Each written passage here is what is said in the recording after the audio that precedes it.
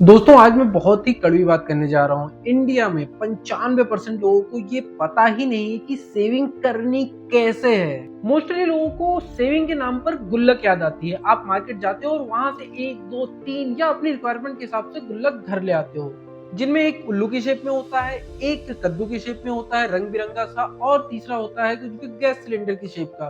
वैसे मार्केट में कई सारे डिजाइन के गुल्लक अवेलेबल है। कहने का मतलब ये है कि सिर्फ आप गुल्लक घर लेके आते हो, शेप कोई सा भी हो सकता है। अब उनमें से आपने एक पे लिख दिया कि ये बाइक खरीदने के लिए, दूसरे पे लिख दिया ये शादी करने के लिए, तीसरी पे लिख दिया आपने कि ये फॉरेन ट्रिप के लिए मैं पैसे बचा रहा हूँ, और उसके बाद उसमें सेविंग शुरू हो जाती है। हर रोज आप अपनी गाड़ी कमाई से कुछ पैसा निकाल के तीनों गुल्लकों में या फिर एक में या दो में, जितने भी गुल्लक आपने रखे उसमें आप डेली सेव करना शुरू कर देते हो।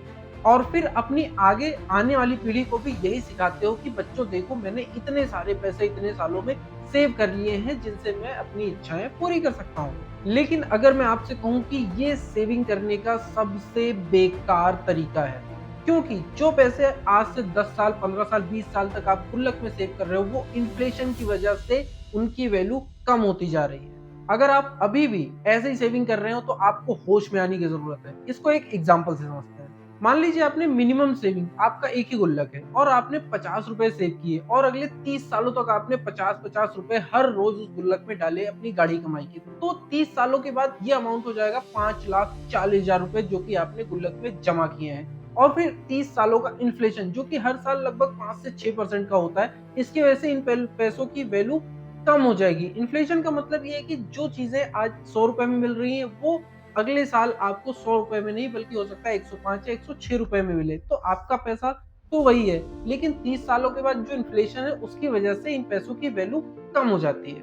लेकिन यही पैसा अगर आपने एसआईपी करके म्यूचुअल फंड में डाला होता, सेम 50 रुपए 30 सालों तक, तो सोचिए क्या हुआ होता। जब आपने ये 50 रुपए रोज के म्यूचुअल फंड में डाले, तब भी आप उतने ही पैसे इन्वेस्ट कर रहे हैं, 5,40,000 रुपए। लेकिन 30 सालों के बाद आपके पास एक चमत्कार होता है। एक्चुअली चमत्कार नहीं, ये प्रोसेस होती है, और उस प्रोसेस के हिसाब से आपका पैसा कंपाउंडिंग होकर बढ़ते बढ़ते दुगना तिगुना होते होते 30 सालों के बाद वो आपके डेली वाले सिर्फ 50 रुपए, याद रखिएगा आपने 50 रुपए ही बचाए, जो आप गुल्लक में डालते थे, वही 50 रुपए 30 सालों के बाद 1 करोड़ हो चुके हैं।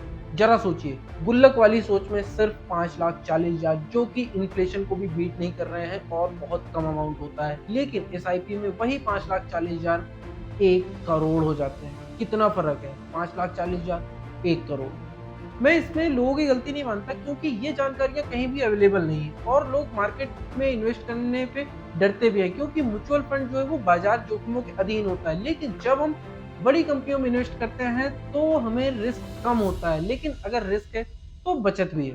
तो अपनी सेविंग करने की सोच को बदलिए और सेविंग करने के तरीके को बदलिए। आप अपनी कमाई के हिसाब से, अपनी सेविंग ऑप्शन के हिसाब से अपने फाइनेंशियल एडवाइजर से बात कीजिए और उनसे सही राय लेके इन्वेस्ट करिए सही जगह पर। सही तरीके से सही जगह इन्वेस्ट करने की सही जानकारी के लिए हमारे चैनल को सब्सक्राइब कीजिए, और अगर आपका कोई भी सवाल है तो कमेंट में बताइए, हम आपको सही और जेन्युइन जानकारी लेकर आएंगे। तब तक के लिए फिर मिलते हैं। जय हिंद, जय भारत।